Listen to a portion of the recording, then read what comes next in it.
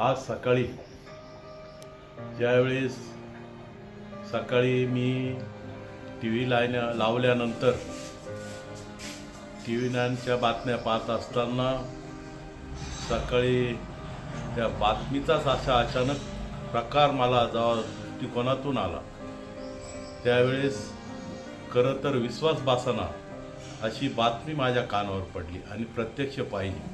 ती म्हणजे ज्यावेळेस सकाळी अजितदादा यांचं अपघात झाला असं समजलं, परंतु टप्प्याटप्प्याने सांगण्यात आलं का ते गंभीर जखमी आहे। नंतर एक तासाने असं सांगण्यात आलं का त्यांचं या अपघातात दुःख निधन झालं। जेव्हा ही बातमी मला काय अख्ख्या महाराष्ट्राला जेव्हा समजली तर मला वाटतं अख्खा महाराष्ट्र रडत होता, मी टी व्हीवर पाहत होतो आणि खरोखर एक अत्यंत अशी दुःखद घटना आपल्या महाराष्ट्रावर झालेली आहे। आणि पहिल्यांदा मी सांगेन का बाळासाहेब ठाकरेनंतर जो मृत्यू आलेला आहे तो म्हणजे अजितदादांचा। कारण महाराष्ट्रात दोन नेते होते, एक महाराष्ट्रासाठी लढणारे कणखर नेते म्हणजे अजितदादाने खऱ्या अर्थाने महाराष्ट्राचं खूप नुकसान झालेलं आहे।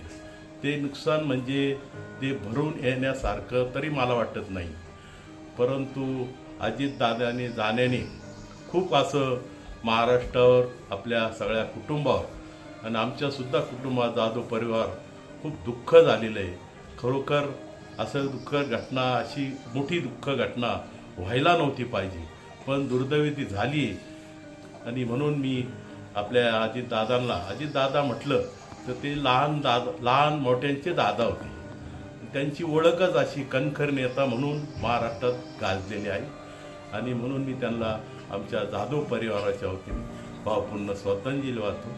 धन्यवाद।